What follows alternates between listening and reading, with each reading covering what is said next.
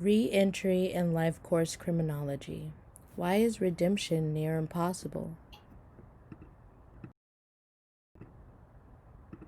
It can be argued that prisons exist for two reasons: to protect society from those who are a danger, as well as to serve as a place of atonement and rehabilitation for those who can change. Within the discussion of life course criminology, the portion that related to reentry of formerly incarcerated people into society is a portion that severely needs to be reconstructed. One of the harshest labels to have in America is felon. There is a sort of scarlet letter that follows formerly incarcerated people throughout their lives. Prison is supposed to stand as the ultimate rehabilitator in correcting unlawful behavior, but without proper new laws and regulations put into action, the released felon's reentry to society will continue to be difficult and near impossible. NPR Radio broadcasted a segment on the number of prisoners who are released out into the world after having spent most or all of their sentence in solitary confinement. The segment also touched on the effects of being released from prison with no preparation for the outside world. NPR's host Joseph Shapiro dives into the segment with the story of a man who spent 12 years in solitary confinement and was released from prison without learning to accommodate to being around people. The released inmate, Brian Nelson, recalls one of his first experiences after being released from prison by saying, "And a guy walked behind me, and I was not used to people being that close to me, and I started cussing. I'm ready to fight." The fact that Nelson had not been around anyone except for prison guards, as well as being trapped inside a small cell for 23 hours a day and did not have any preparation for new exposure, his reactions to people were confusing or extreme to the average citizen, but normal to him. Research has shown that in 2014, 10,000 reported inmates were released straight from solitary confinement. This gives the inmates no chances of being a part of educational, emotional, or career type programs, which in the long run harm society. When these inmates are released with no true evidence of growth or evolution, it only invites failure to succeed in normal society, which then, in turn, leads to reoffending. Here are a few quick examples of solitary confinement cells and prisons across the United States. An inmate in solitary confinement will spend at least 22 to 23 hours a day in their cells by themselves. The article Controlling Violent Offenders released to the community, an evaluation of the Boston Reentry Initiative, goes into great depth on the hardships that released inmates face, as well as solutions to the issues. The most recent national study of recidivism rates among state prisoners found more than 2/3 were rearrested for one or more serious crimes within 3 years of release. The article goes on to present governmental policies that were created to help release inmates. One of the policies included is the Boston Reentry Initiative, also known as BRI. The BRI can be described as an interagency initiative to prevent former violent offenders from engaging in criminal behavior by helping them transition from the Suffolk County House of Correction back to their Boston neighborhoods. The BRI presents a unique correctional program because it focuses on the serious end of offending distribution, as well as mixing several different types of reinforcers in order to reintegrate released prisoners into society as productive members. Some of the issues that the BRI program sets out to immediately help release inmates with are obtaining identification and/or driver's licenses, shelter, clothing, health insurance, employment, education, substance abuse treatment, mental health treatment, and career counseling.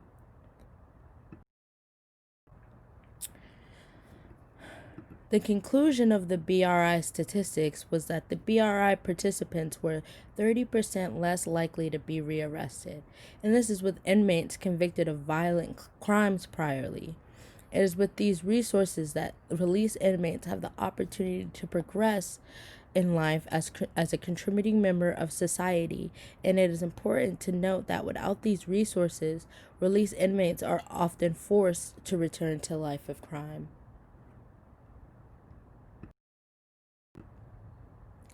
The textbook Crime and the Life Course by Michael Benson does an amazing job at exploring the systems that have put the prison system in the state it is in currently, as well as exploring the realities and hardships that released inmates go through. The war on drugs can be described as a scheme created by the American government to police black and brown communities under a microscope in order to arrest and imprison them. Harsh sentences were passed to the victims of this policing method, and in turn, ruined a lot of people's lives. Benson highlights the fact that the black community was hit the hardest within the war on drugs. Benson states, "The explosion in incarceration has hit the African Americans particularly hard. For lower class African American men, prison has in effect become a virtual stage in the life course, one that most of them pass through." Benson highlights one of the biggest injustices done to the black community by stating, "These changes resulted in part from the deliberate decisions by politicians, bureaucrats, and private individuals that had an effect of destroying social fabric. When these communities were disrupted for things such as interstates or businesses, it left them in a cycle of poverty with no resources, which forces most people to resort to crime. This setup aids in the failure of released inmates as it provides a broken, harmful environment that would be hard for anyone to thrive within." It is important to highlight the factor that people who are wrongfully convicted or harshly sentenced for nonviolent crimes also face extreme hardships when trying to assimilate within society. The article A Bronx Tale, Disposable People, The Legacy of Slavery and the Social Death of Kalief Browder explores the disheartening journey of 16-year-old Browder and his experience in the prison system. Browder was arrested for a robbery that he maintained that he did not commit and spent 3 years awaiting trial in Rikers Island. For 2 of those 3 years, he was in solitary confinement and was subjected to constant beating from guards as well as inmates. Browder was very vocal about his treatment while inside the system, as well as the effects he faced from being there. Browder's story tragically ends with him committing suicide due to this trauma he suffered while being incarcerated. Kalief Browder's story poses the question, if someone who did not need reform came out of prison in worse shape than before, how is it possible for people who actually need reform and resources to change for the better?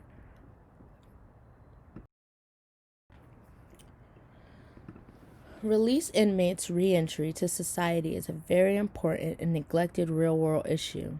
If the released inmates do not progress, it only damages the rest of society, as it's society that funds most prisons. It's also extremely harmful when the prison system harms and changes good members for the worse. Through this analysis, the problems with reentry of former inmates as well as some of the remedies have been discussed, but it is equally important to acknowledge how the policy put in place to help with reentry can be revised to have maximum effect. The book Crime and Life Course, an Introduction, touches on the way an offender sees themselves being a big factor in deterring reoffending. For example, released inmates who begin to change their ways tend to only associate the good qualities about themselves when they think about themselves, but repeat offenders find identity within their life of crime. The opportunity to speak with a mental health professional could potentially help myriads of inmates begin to associate their identity with good qualities, which in turn can propel them into change. Mental health and education professionals have been written into many requirements for prisons across the United States. However, these resources remain unused in a lot of these prisons because of underfunding. Another issue with this system that needs to be amended is overcrowding. Overcrowding can be traced directly back to the war on drugs scheme, as well as other policing policies put into government action. As mentioned before, the war on drugs had a profound negative impact on many communities and continues to have lasting effects. There are many solutions to overcrowding, but arguably the most impactful solution would be to stop over-policing and harsh sentences for nonviolent crimes. Life after the war on drugs has produced more incarcerated people and people with records than ever before.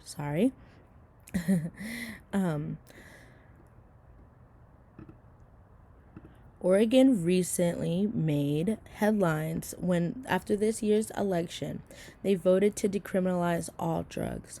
This is a huge step in decreasing crowding in prisons if all states were to implement similar laws. This new law also goes in hand with trying to help offenders in order to transform them into productive society members, as they have replaced mandatory jail time for being caught with drugs with drug treatment programs.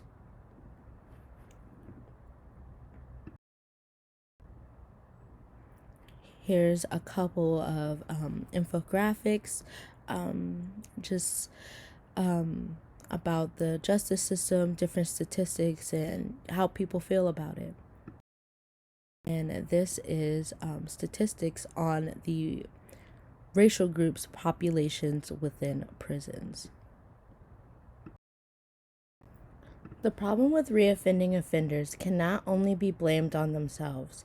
Between the lack of resources in many communities, the lack of resources within prisons, and the lack of care towards these impoverished communities, there's a lot more stacked against these offenders than in their favor. This is where the argument of looking at the bigger picture comes in. The economy and society would both be extremely better off if we were able to rehabilitate offenders wanting to change. Chained offenders can bring a new force of workers, inventors, politicians, scientists, and many other things that can positively impact America and its economy.